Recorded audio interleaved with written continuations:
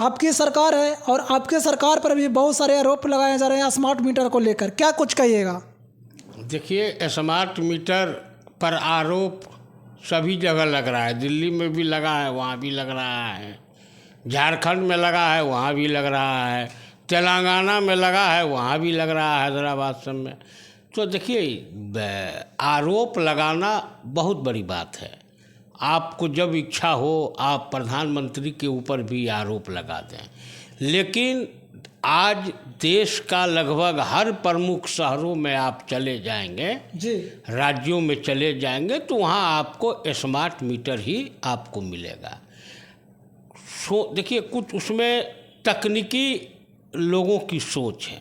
अच्छा। अब गांव का जहाँ तक वातावरण है, गांव का जो माहौल है, लगभग अगर 100 घरों का गांव है जी, तो वहाँ पर 100 में से मुश्किल से 10-15 आदमी मीटर लेते रहे हैं। अच्छा। और टोका टोकी उनका चलते रहा तो उनको तो बिल आता नहीं था। जिस तरह से किसानों का जो ये रहता था बोरिंग वोरिंग वो सब जगह, तो उस जगह पर भी ये सिस्टम धीरे धीरे शुरुआत हुआ, आया। नहीं तो पहले बिजली का पैसा ही नहीं मिलता था। अच्छा। अब स्मार्ट मीटर लगा है तो स्मार्ट मीटर में हम इस चीज़ को मान सकते हैं कि जो उसका फिक्स चार्ज होगा उसका रेशियो ठीक होनी चाहिए। ग्रामीण इलाकों में कम होना चाहिए, अनुमंडल पे कुछ होना चाहिए, जिला में कुछ होना चाहिए, राजधानी में कुछ होना चाहिए, ये हम मान सकते हैं।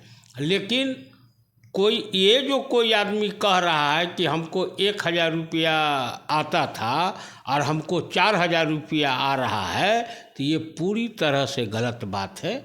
ऐसा कुछ नहीं है। अब विरोध देखिए, विरोध ग्रामीण नहीं कर रहे हैं, गांव में जो लोग भी हैं जो इस चीज़ को समझते हैं। अब गांव कोई गांव नहीं रहा, गांव शहर से भी पढ़ाई लिखाई के मामले में, इस मामले में, और गांव के लोग बिहार से बाहर काम करते हैं तो उन लोगों के जो परिवार के लोग रहते हैं उन लोगों को बताते हैं। लेकिन हमारे यहाँ जो राजनीतिक दल के कार्यकर्ता हैं, जो विपक्ष के कार्यकर्ता हैं, वो भी उसी गांव से हैं, उनके कार्यकर्ता हैं, तो उनके घर पर उन्होंने कह दिया। अब उसको लोग ले आता है कि ग्रामीण कह रहा है, कहीं कोई ग्रामीण नहीं कह रहा। हमारे तो मधुबनी जिला में, दरभंगा जिला में, समस्तीपुर में आराम से लोग स्मार्ट मीटर लगा रहे हैं। हमको तो कहीं से कोई ऐसा, मुजफ्फरपुर में भी लगा रहे हैं। लेकिन कुछ जगहों पर है ये शिकायत कि नहीं लगाने दिया या मारपीट करने दिया, तो ग्रामीण नहीं करते हैं। जो उस क्षेत्र के जो राजनीतिक दल के कार्यकर्ता हैं, विपक्ष के जो कार्यकर्ता हैं, और जो उसमें हो सकता है कि वो मुखिया होते होंगे, विपक्ष के हैं, कोई सरपंच होंगे, कोई और सब लोग होंगे, तो वो लोग जो खड़े होते हैं तो ग्रामीण चुप रहते हैं। तो इस तरह की बातचीत है। और वो भी देख लीजिएगा कि 2-4 महीने का इन लोगों को नाटक रहेगा, और 2-4 महीने के बाद चूँकि पूरे बिहार को ही स्मार्ट मीटर को लगाने की ज़रूरत है और उसी पर वह काम चल भी रहा है। परेशानी होता ही है, कई बार इस चीज़ हुआ, कोई चीज़ सरकार लागू की है, नया कोई चीज़ आया है, चाहे वो जीएसटी ही आया। जीएसटी जब आया तो जितने दुकानदार सब थे, जो व्यापारी सब थे, वो लोग वहाँ सामने आ गए, क्योंकि उनको चोरी करने का जिनका था वो लोग उसके खिलाफ आ गए।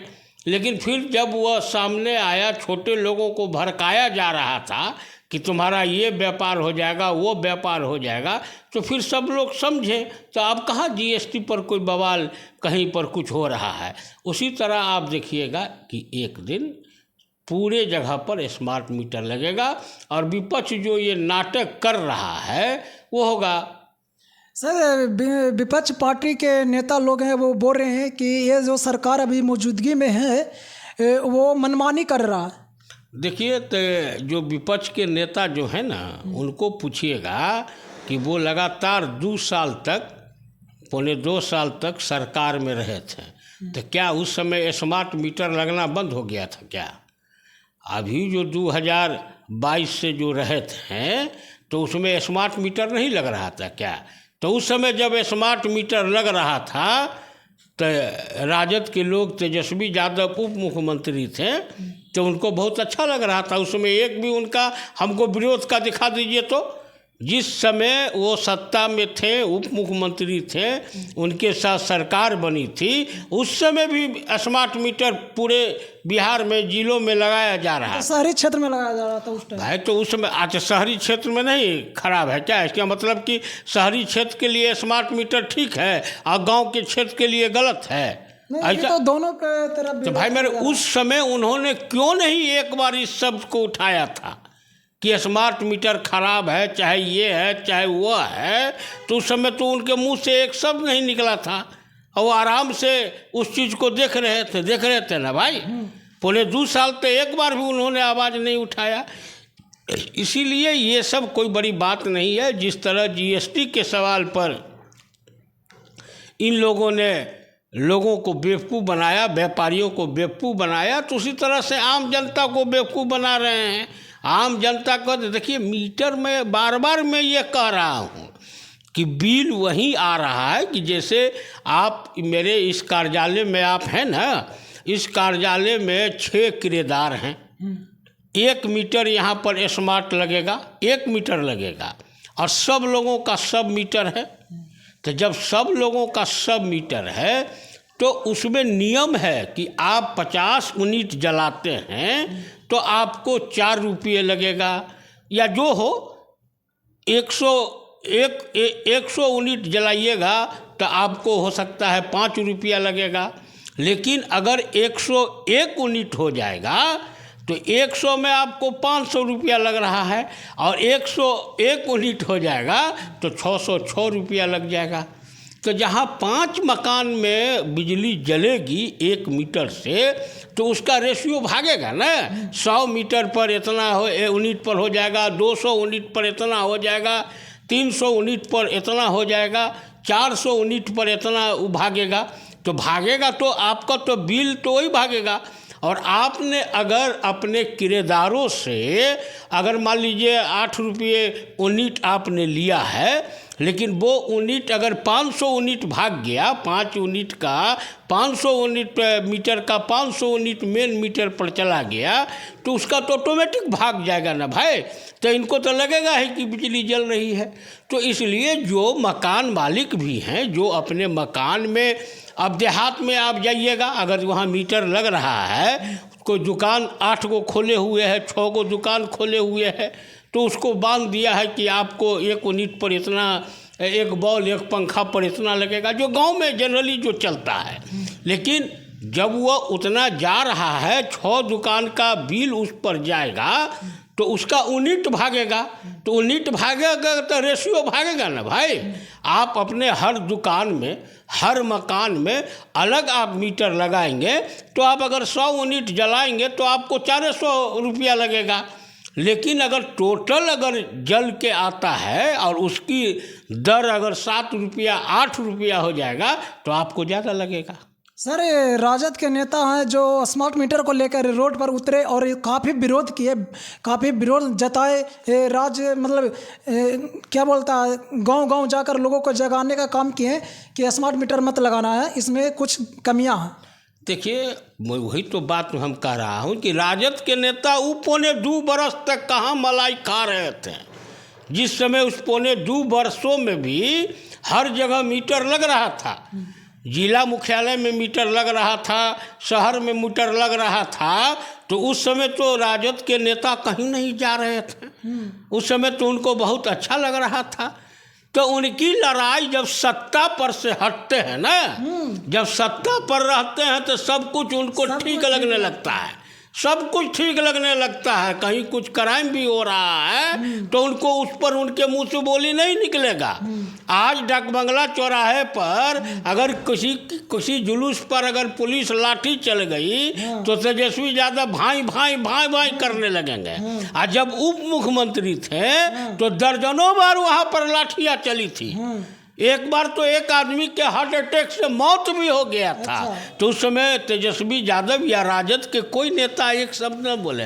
तो मैं वही कह रहा हूँ कि जो भी विपक्ष इसमें कर रही है वह केवल राजनीति कर रही है। कोई मुद्दा चाहिए, राजद के पास तो कोई मुद्दा है नहीं। पूरा बिहार डूब रहा था इनके राजकुमार जो है सो दुबई में अखियाँ लड़ा रहे थे। पूरा बिहार जब यहाँ पर लोग तरायाम कर रहा था, मुकेश सहनी जैसे लोग भी बाढ़ पीड़ित के लिए घूम रहे थे, पप्पू यादव जैसे लोग भी सब काम छोड़ के बाढ़ पीड़ितों के क्षेत्र में कैंप किए हुए हैं, और इनके राजकुमार दुबई के स्विमिंग पूल में डांस कर रहे थे। तो आप क्या कहिएगा, इनकी क्या है?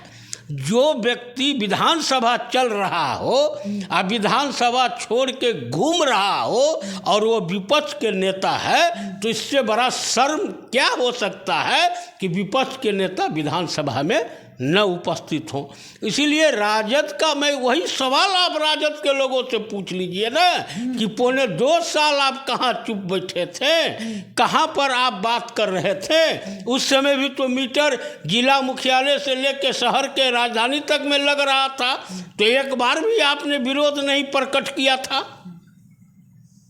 तो दोस्तों, ये स्मार्ट मीटर काफ़ी चर्चा में है और इस पर सियासी भी गर्म है, राजनीति में हलचल देखने को मिल रहा। विपक्ष के पार्टी के नेता लोग हैं वो काफ़ी नीतीश कुमार पर आरोप लगा रहे हैं कि समाज जो अभी लोगों से काफ़ी पैसा वसूला जा रहा है, दिन दहाड़े पैसा छीना जा रहा है, मतलब लोगों को काफ़ी मतलब नुकसान इससे भी हुआ। लेकिन जदयू के नेता हैं ये साफ साफ बोल दिए कि जब राजद के सरकार रहता है, जब महागठबंधन की सरकार रहता है, तो उन लोगों का किसी प्रकार का कोई कमियां बिहार में नहीं दिखती है। लेकिन जैसे ही वो महागठबंधन की सरकार हटती है तो नीतीश कुमार में बहुत सारे खूबियाँ दिखने लगती है। बाकी आप इस खबर को देखकर क्या मतलब सोचते हैं, कमेंट बॉक्स में ज़रूर बताएं और अपना राय ज़रूर रखें। थैंक यू, धन्यवाद।